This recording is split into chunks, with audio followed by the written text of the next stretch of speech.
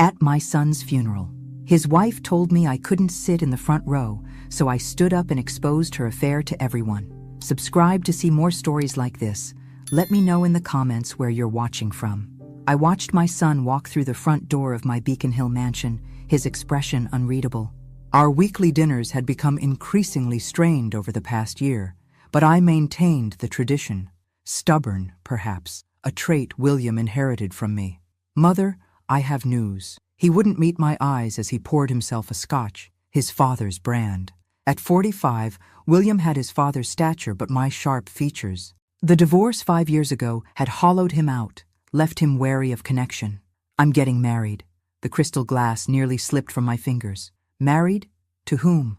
Her name is Vanessa Collins. She's a clinical psychologist, Stanford educated. How long have you known her? I kept my voice neutral, though alarm bells were already ringing. 6 months. He finally looked up, defiance in his eyes. The wedding is in March. I've spent 50 years in real estate, evaluating character and detecting falsehoods. It wasn't motherly paranoia speaking when I said, "That seems rushed, William." His shoulders tensed. Not everyone takes decades to make decisions like you, Mother. I only meant, I know exactly what you meant. He set his glass down hard. You didn't approve of Caroline either, and look how right you were about that disaster. The bitterness in his voice cut deep. Yes, I'd had reservations about his first wife, reservations that proved devastatingly accurate when she emptied their accounts and disappeared with her personal trainer. I'm not asking for your approval this time, he continued. I'm informing you as a courtesy. I folded my hands to hide their trembling. May I at least meet her before the wedding? She's eager to meet you too. Something in his tone made my skin crawl. She says she's heard so much about the great Eleanor Blackwood. The dinner that followed was a mechanical exchange of business updates and Boston gossip. When William left, he barely brushed his lips against my cheek, a gesture emptier than no kiss at all. Alone in my study afterward, I stared at the skyline I'd helped reshape with Blackwood Developments. My late husband had inherited a modest real estate company. Together, we'd built an empire. After his death 15 years ago, I'd continued alone, doubling our holdings, all for William. Everything for William. I opened my laptop and typed Vanessa Collins, psychologist, Stanford, into the search bar. Something felt wrong about this sudden engagement. My son, still wounded from his divorce, falling for someone so quickly? I'd developed an instinct for danger across decades of high-stakes negotiations. My phone buzzed with a text from William. Be nice to her, Mother. Vanessa is my future. Don't make me choose.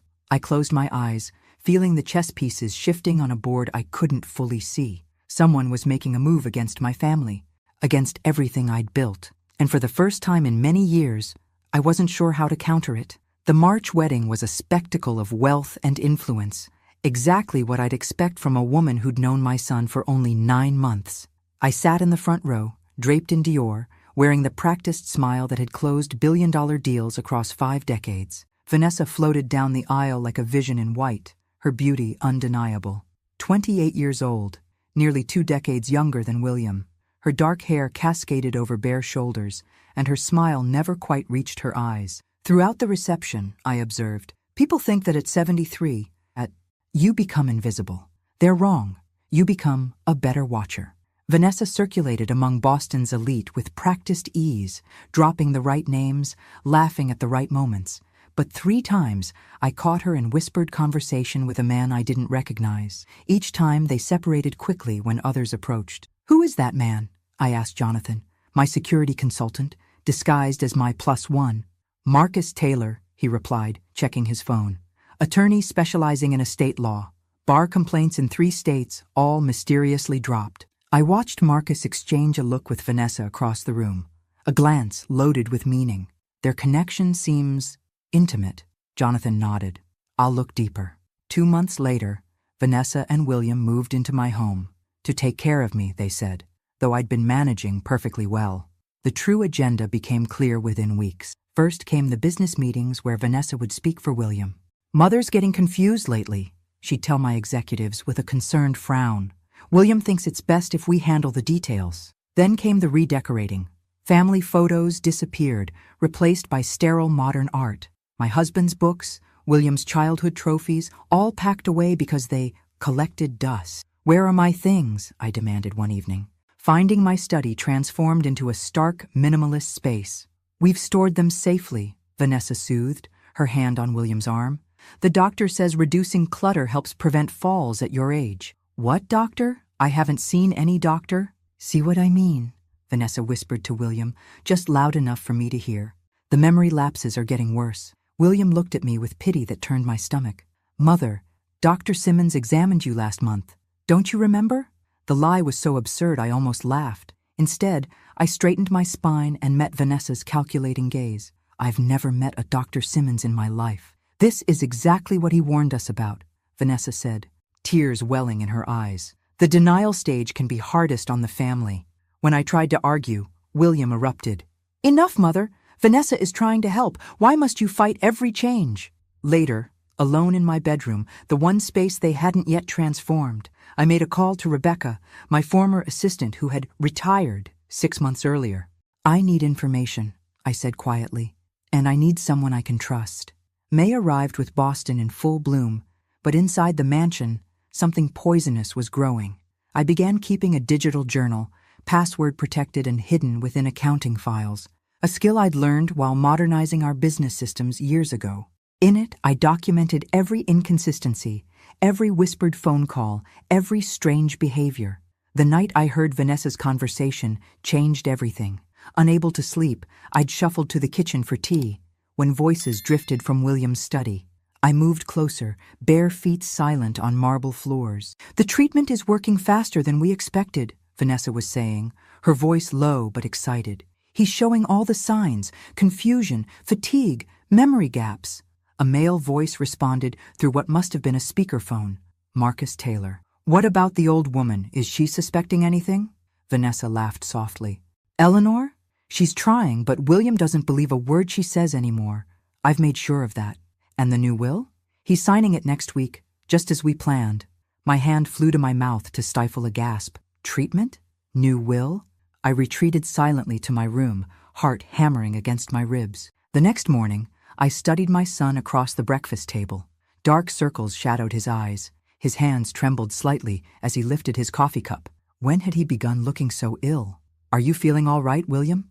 I kept my tone casual. Before he could answer, Vanessa appeared, placing a hand on his shoulder. "Just working too hard. Right, darling?" William nodded, but his eyes seemed unfocused. When he stood to leave, he swayed slightly. "Perhaps you should see Dr. Bennett," I suggested, naming the physician who'd cared for our family for decades. "William already has excellent care with Dr. Simmons," Vanessa interjected smoothly. "No need to bother your old friend." That afternoon, I called Rebecca from a burner phone I'd asked my housekeeper Martha to purchase. "I need to meet James Holden," I said when she answered. "The former financial crimes detective?" "Eleanor, what's happening?" "I believe my son is being poisoned." Silence stretched between us before Rebecca responded. "The Westfield Gardens. 2 o'clock tomorrow. I'll arrange everything." James Holden was a compact man with watchful eyes and a reputation for discretion. We met in a secluded corner of the botanical garden where the burbling fountains would mask our conversation. "Mrs. Blackwood," he said, "Rebecca briefed me on your concerns. I understand you believe your daughter-in-law is drugging your son and manipulating his finances." "I know how it sounds," I replied, clutching my handbag. "But William has changed, physically, mentally, and there are calls, meetings with a lawyer named Marcus Taylor." James nodded, taking notes. "Has your son always trusted this woman's judgment over yours?" "Never. That's what's most alarming. William and I built this business together after his father died. Now he doesn't consult me on anything." "And you believe your daughter-in-law is working with this attorney to gain control of your assets?" "I overheard them discussing a new will." James looked up sharply. "That accelerates our timeline.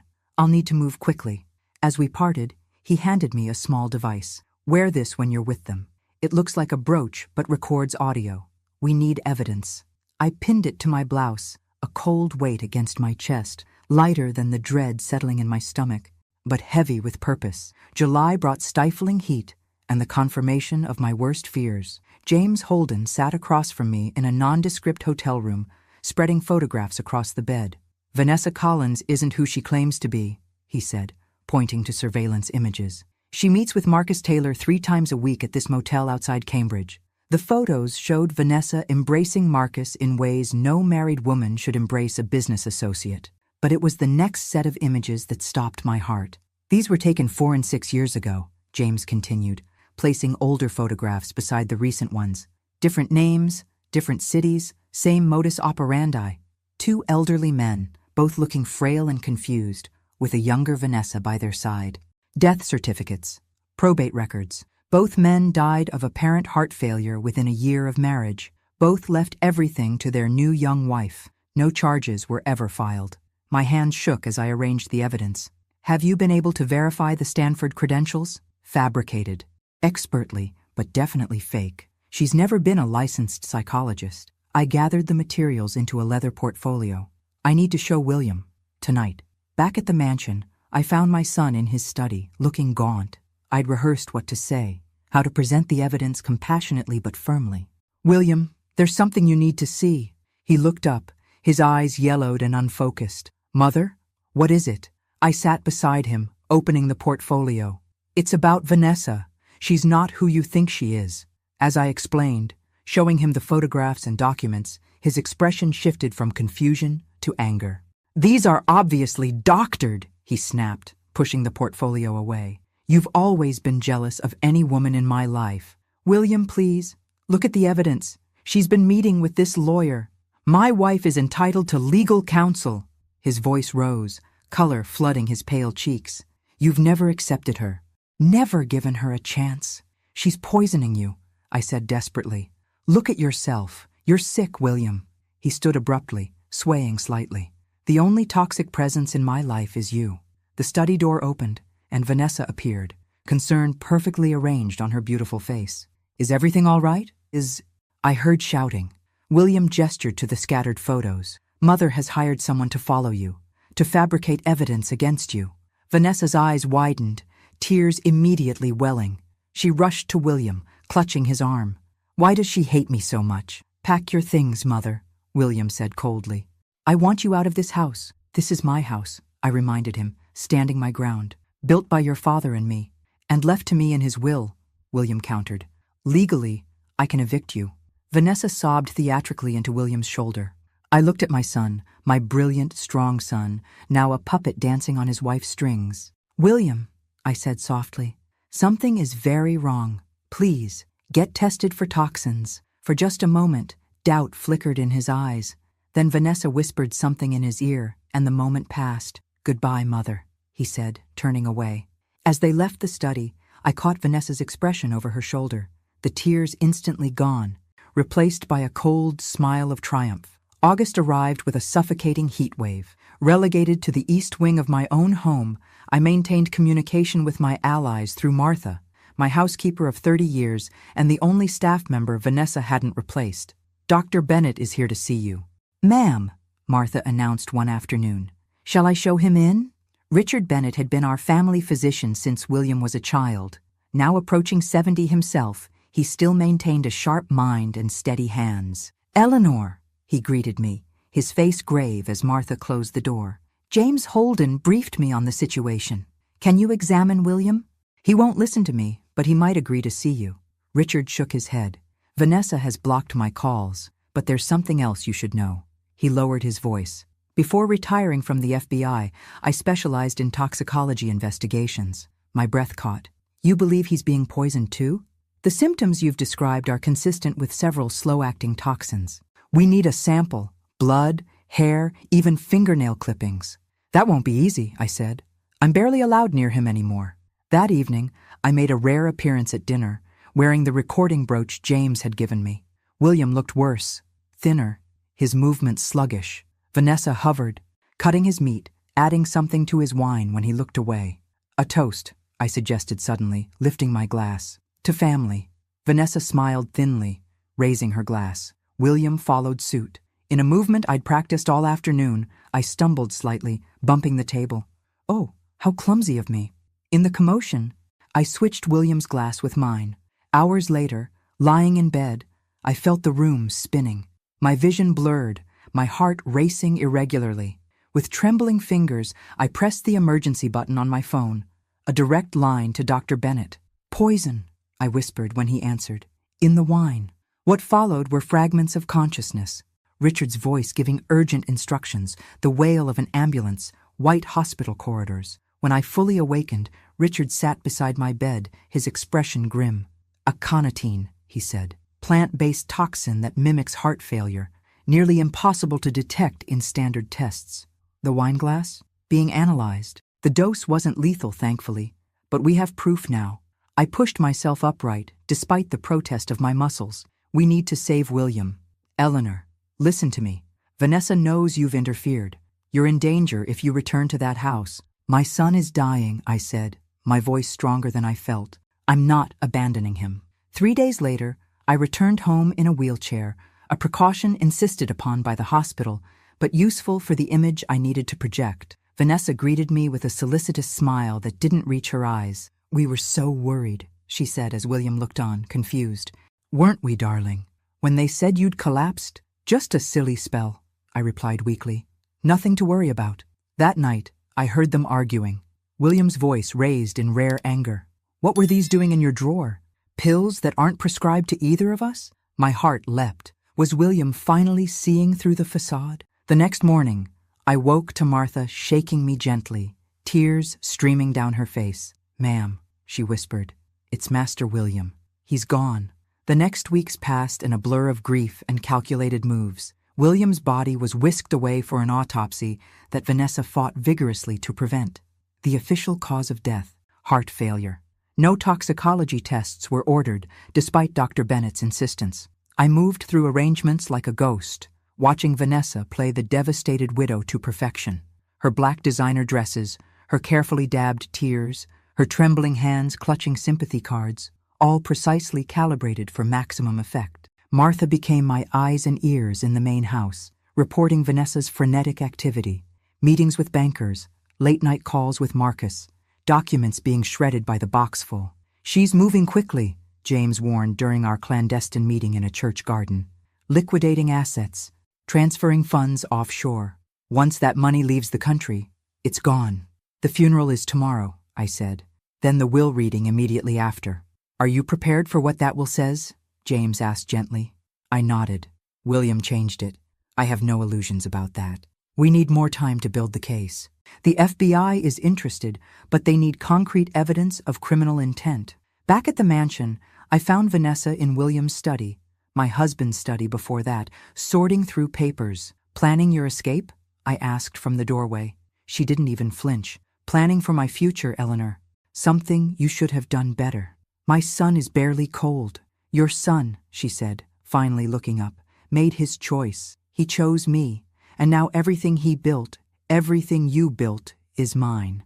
You killed him, I said simply. Vanessa smiled, unruffled. Grief makes people say terrible things. Perhaps it's time we discussed moving you to a facility better equipped for someone in your condition. I'm not leaving this house. The decision isn't yours anymore. She held up a document. Medical power of attorney.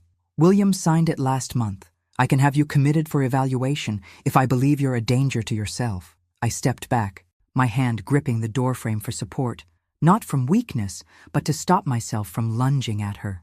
The funeral is at 11, Vanessa continued, returning to her papers. Try to be presentable. And Eleanor, I've arranged the seating. You'll be in the back, with the distant relatives. That night, alone in my room, I removed the backup hard drive I'd kept hidden in a hollowed-out copy of Pride and Prejudice. Every recorded conversation, every photograph James had taken, every medical report, all copied and secured. I opened William's last birthday card to me, running my fingers over his handwriting. To the strongest woman I know, he'd written. You taught me that battles aren't always won by those who shout loudest, but by those who plan furthest ahead. My son had been brilliant before Vanessa clouded his mind. He'd learned strategy from me, patience from his father. I would honor him with both. The morning of the funeral, I dressed carefully in a black Chanel suit that had witnessed 30 years of business triumphs.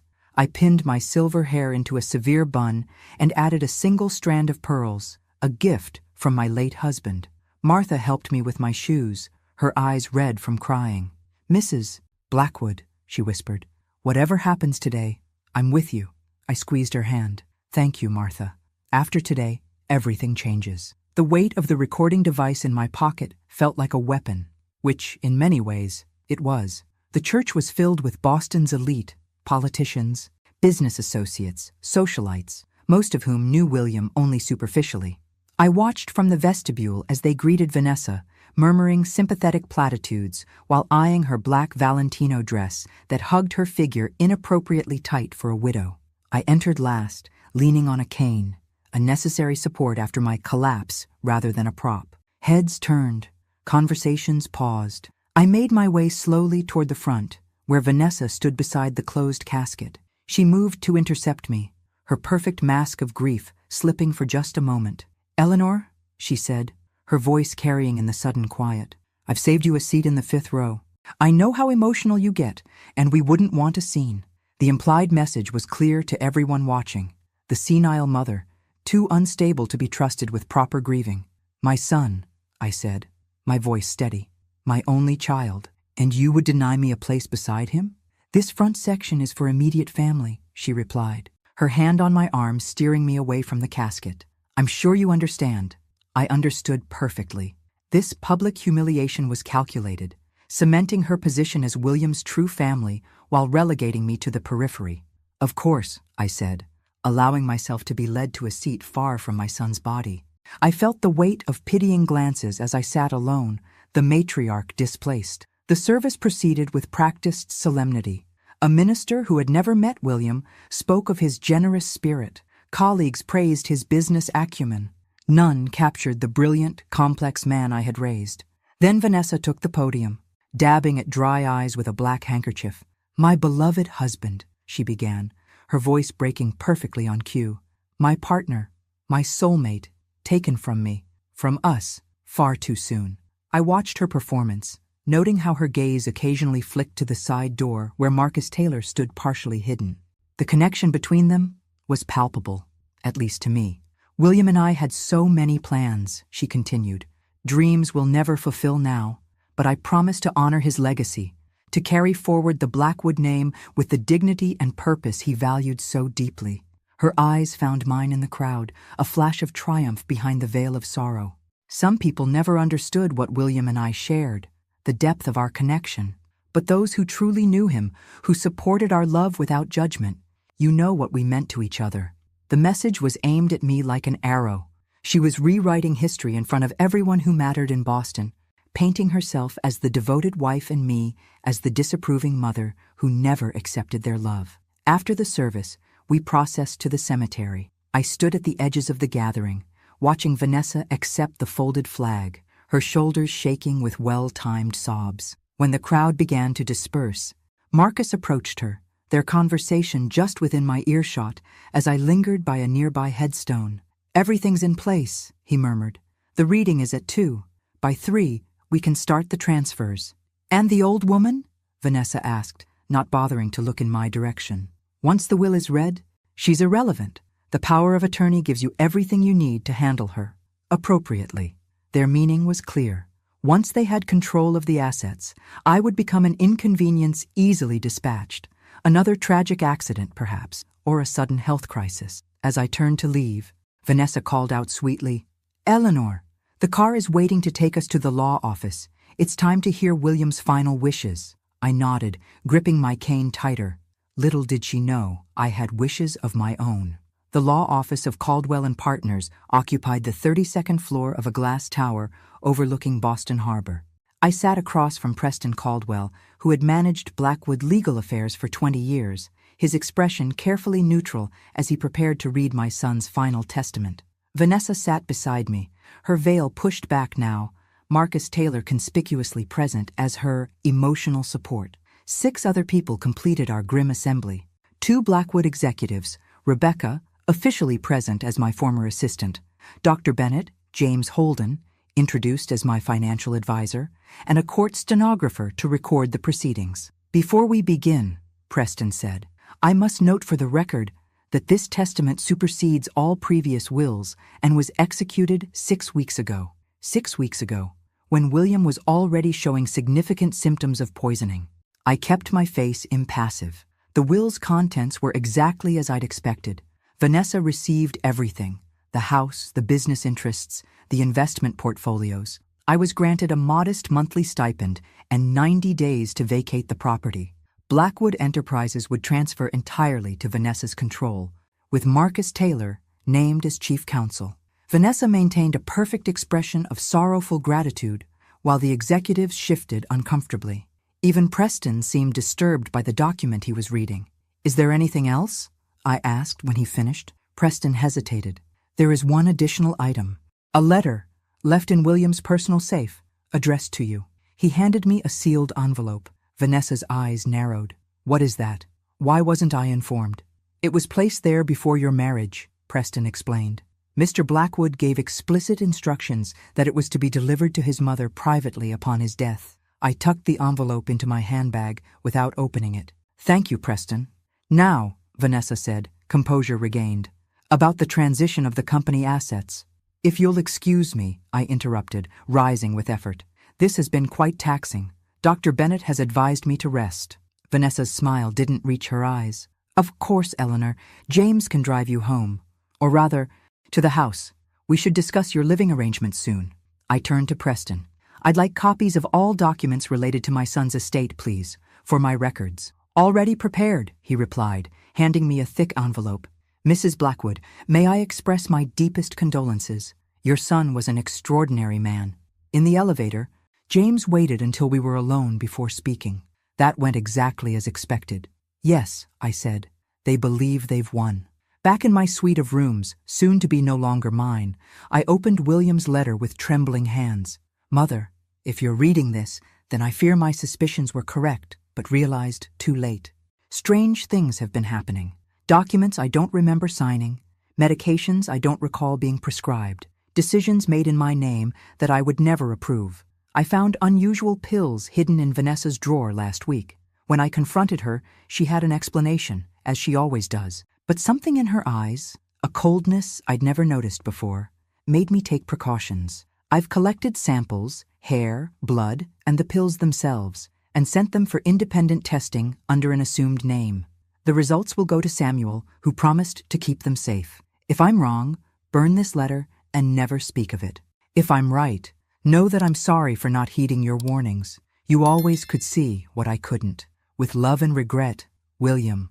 I pressed the letter to my chest, tears finally breaking through the composure I'd maintained all day. My brilliant boy had seen the truth, but too late. Samuel, our gardener for 30 years, who had taught William to plant saplings when he was just a boy. I needed to find him immediately. Samuel Wilson's cottage sat at the edge of the Blackwood estate, partially hidden by the orchard he had tended for decades. I made my way there after dark. Using old servants' paths, I knew Vanessa wouldn't think to monitor. He answered my knock immediately, his weathered face lined with grief. "Mrs. Blackwood, I've been hoping you'd come." Inside his modest home, Samuel retrieved a locked box from beneath a floorboard. "Master William gave me this the day before he died. Said if anything happened to him, I should keep it safe until you came asking."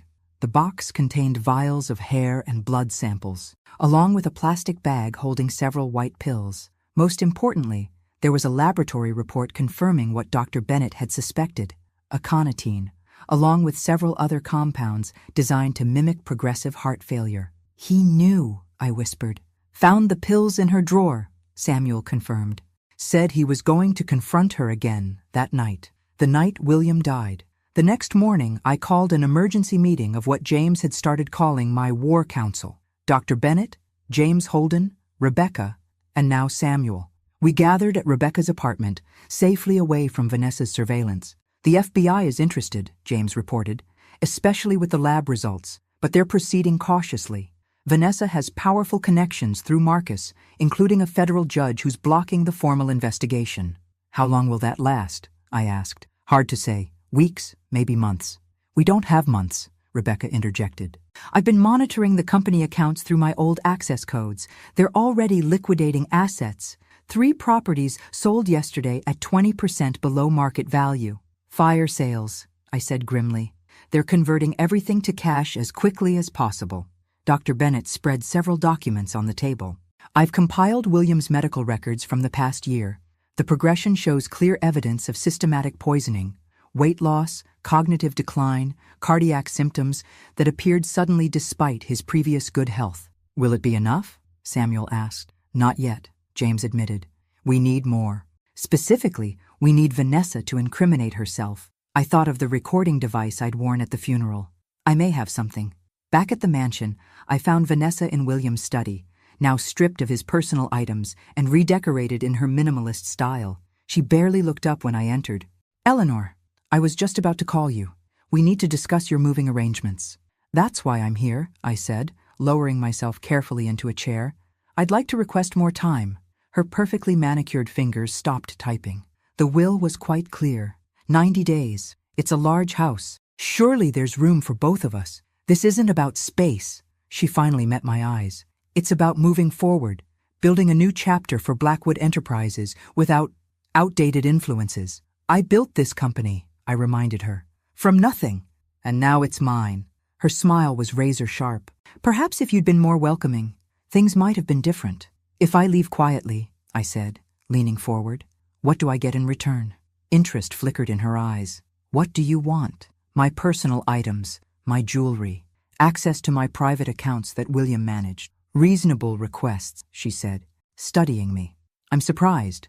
I expected more fight from the great Eleanor Blackwood." I shrugged, affecting defeat. "What's the point? You've won. William chose you in the end." "Yes," she said, satisfaction evident in her tone. "He did." As I turned to leave, she called after me. "Eleanor, I'm hosting a reception next week to announce the William Blackwood Foundation. It would look good if you attended, for appearance's sake." "A foundation?" I paused at the door. "How charitable." "It's the perfect vehicle," she said, attention already returning to her computer. "For all sorts of transfers." I nodded and left, the recording device in my pocket capturing every incriminating word. The reception for the William Blackwood Foundation was scheduled for January 28th, exactly 1 month after William's death, and not coincidentally, the day before I was expected to vacate the mansion. The timing was no accident. It would serve as Vanessa's triumphant debut as the sole controller of the Blackwood fortune and my public dismissal. I spent the intervening weeks in careful preparation, working with my counsel to build an irrefutable case. James coordinated with FBI contacts who had quietly opened an investigation. Dr. Bennett compiled medical evidence proving William had been systematically poisoned. Rebecca tracked the rapid liquidation of Blackwood assets, documenting every suspicious transaction. Martha, still employed as housekeeper, became our inside operative, reporting Vanessa's movements and eavesdropping on conversations with Marcus. Through her, we learned the foundation was merely a shell for transferring assets offshore before Vanessa and Marcus disappeared to start new lives with new identities. 3 days before the reception, I met with Catherine Morgan, a formidable attorney I'd known for 40 years. "The evidence is compelling," she said, reviewing our files, "but timing is critical. If we move too soon, they'll destroy evidence. Too late, and the money vanishes. The reception is our opportunity," I explained. "Every major business figure in Boston will be there, along with the press. Vanessa can't resist the spotlight." Catherine nodded. "You understand the risk? She's dangerous, Eleanor. She's killed before." "I'm counting on it," I replied. "Her arrogance is our advantage." The night of the reception, I dressed with special care. A black Dior gown that conveyed both mourning and authority, my hair arranged by Martha to soften my appearance. I wanted to look exactly as Vanessa expected, the defeated elderly mother playing her assigned role. Guests filled the grand ballroom of the mansion by 7. I watched from the top of the staircase as Vanessa greeted Boston's elite, resplendent in an inappropriate red gown that whispered of celebration rather than remembrance. Marcus circulated nearby, introducing himself as the foundation's legal counsel. In one corner, I spotted a cluster of foreign businessmen, the buyers for Blackwood properties, no doubt. At precisely 7:30, I descended the stairs, leaning heavily on my cane. Conversations quieted as people noticed me, their expressions a mixture of pity and discomfort. Vanessa glided over, taking my arm with false solicitude. "Eleanor, I'm so glad you felt well enough to join us. Let me find you a comfortable seat." She led me to a small table in the corner, far from the center of activity. "The presentation will begin soon. I'm announcing several initiatives in William's name." "How thoughtful," I murmured. As she turned to leave, I added, Vanessa, might I say a few words about my son? She hesitated, calculating the optics. Of course, a brief remembrance would be appropriate. The presentation began with a slickly produced video about William's vision for philanthropy, a vision he had never expressed in his life. Vanessa then took the podium, speaking eloquently about plans for educational grants and community development, all funded by the generous endowment from Blackwood Enterprises. And now, she said, her voice honey-sweet, William's mother would like to share a few memories. I rose slowly, making my way to the podium with deliberate effort. The room fell silent, all eyes on the frail widow being given her moment. My son, I began, my voice quavering slightly, was the light of my life. His father and I built Blackwood Enterprises from nothing, and William carried that legacy forward with integrity and vision. I paused, looking directly at Vanessa, which is why what happened to him is so tragic. The room tensed. This wasn't the gentle remembrance they expected. William didn't die of heart failure, I continued, my voice strengthening. He was murdered, poisoned slowly, methodically, by the woman claiming to honor him tonight. Gasps rippled through the crowd. Vanessa's face froze in a rictus of shock. Eleanor, she said, rushing toward me. You're confused, overwhelmed by grief. Am I? I pressed a button on my phone, and the giant screens behind me, intended for Vanessa's presentation, suddenly displayed photographs. Vanessa and Marcus embracing in hotel rooms, documents showing Vanessa's previous identities and marriages, medical reports detailing the poison found in William's samples. This is the true legacy being built tonight, I declared. A foundation of lies, murder, and theft. Chaos erupted. Vanessa lunged for the podium, but before she could reach me, FBI agents emerged from among the guests, led by a grim-faced senior agent. Vanessa Collins, you're under arrest for the murder of William Blackwood and conspiracy to commit fraud. As they led her away, she screamed accusations of my senility and instability. But the evidence playing across the screens told a different story, one that every influential person in Boston was witnessing firsthand. Marcus attempted to flee, but was caught at the service entrance where James Holden waited with local police. I remained at the podium, straight-backed and clear-eyed, no longer needing my cane as a prop. The frail, defeated woman was gone, replaced by the steel-spined businesswoman who had built an empire.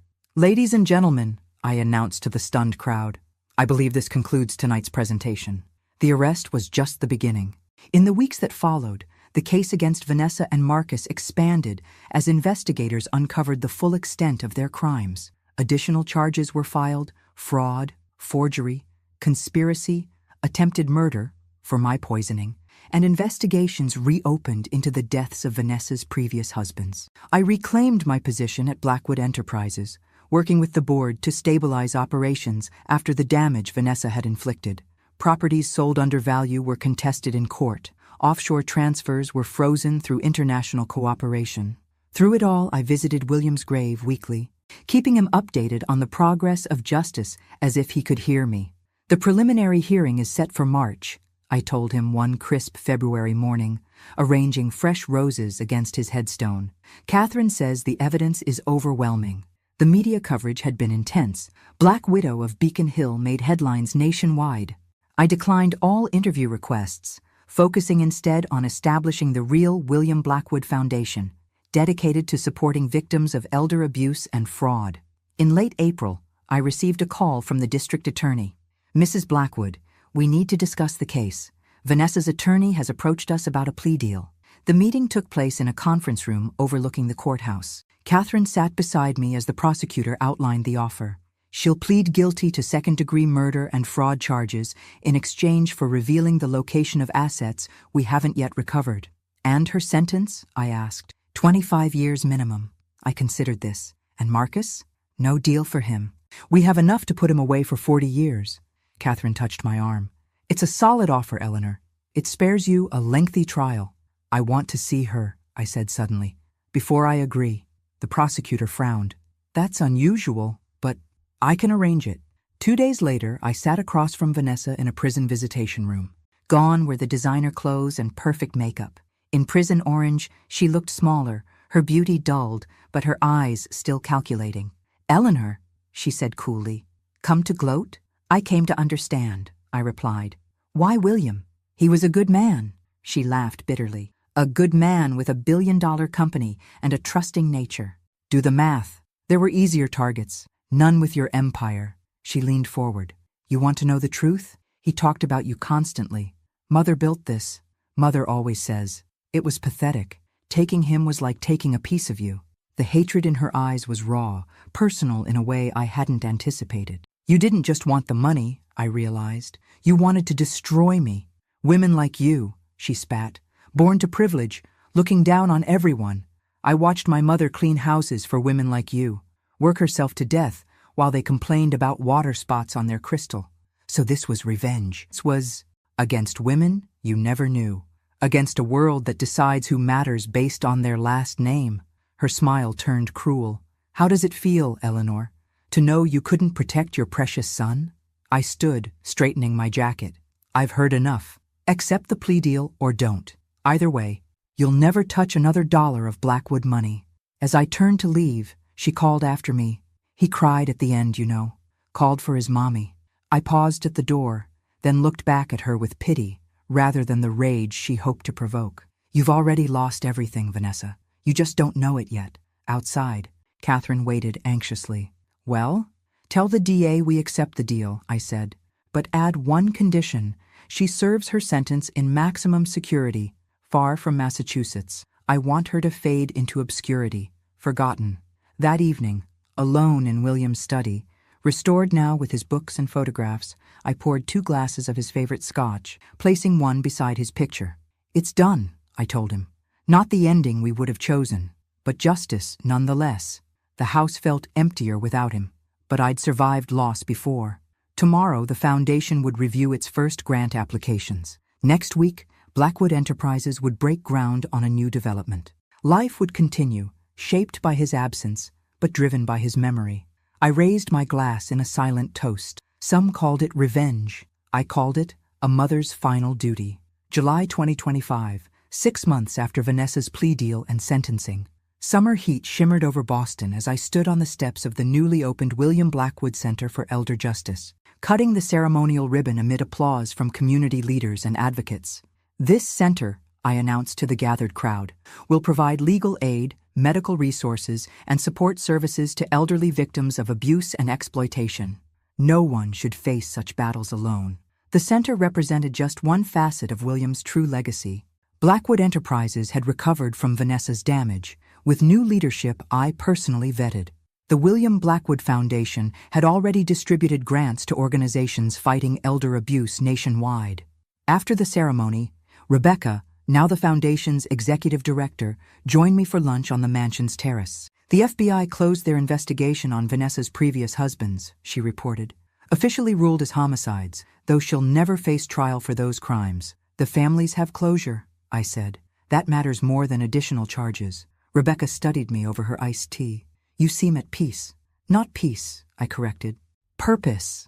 The mansion no longer felt haunted by loss. I'd repurposed spaces, creating a library open to community scholars in the East Wing and converting William's suite into a memorial displaying his achievements and passions. Martha had been promoted to house manager, overseeing a staff that now included several seniors who might otherwise have faced employment discrimination. Samuel continued tending the gardens, now featuring a memorial grove of native trees planted in William's honor. Dr. Bennett had joined the center's advisory board, bringing his expertise in recognizing signs of elder abuse. James Holden provided security consulting for both the foundation and the center.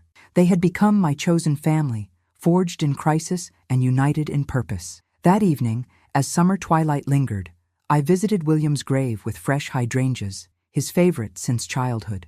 The headstone, elegant black granite, bore not only his name and dates but also the inscription, "Beloved son, visionary leader, his legacy continues." I placed the flowers and sat on the marble bench nearby, speaking to him as I always did. The Morgan case was decided today. That elderly woman whose nephew was stealing her pension. She won, with our center's help. Your name is becoming associated with justice, not scandal. A young woman approached a nearby grave, placing a single rose on the marker. Her shoulders shook with silent sobs. After giving her a moment of privacy, I approached carefully. "I'm sorry for your loss," She looked up, startled, quickly wiping tears away. Thank you. It's my father. He died last year after marrying someone who wasn't what she seemed. The familiar pattern made my heart ache. Financial exploitation? She nodded, surprised by my perception. How did you know? I've seen it before. I offered her my handkerchief. I'm Eleanor Blackwood. Recognition dawned in her eyes. From the foundation? The case that was in the news? The same. I gestured to William's grave. My son. She studied me with new interest. They said you brought down his killer single-handedly. Not alone, I corrected. I had help. Good people who recognized injustice when they saw it. Her shoulders straightened slightly. The police said there wasn't enough evidence in my father's case, that I should just accept it and move on. I reached into my purse for a business card. Come see me at the center tomorrow. Bring whatever documentation you have. Why would you help me? She asked, confusion mixing with hope. Because your father deserved justice, I said simply, and because you shouldn't have to fight alone. As I walked back to my waiting car, I felt William's presence beside me, not as a ghost, but as a continuation. His death had created this new purpose, this unexpected chapter in my life when I'd thought the story nearly complete. The mansion glowed warmly in the distance, no longer a mausoleum of memories, but a beacon of possibility.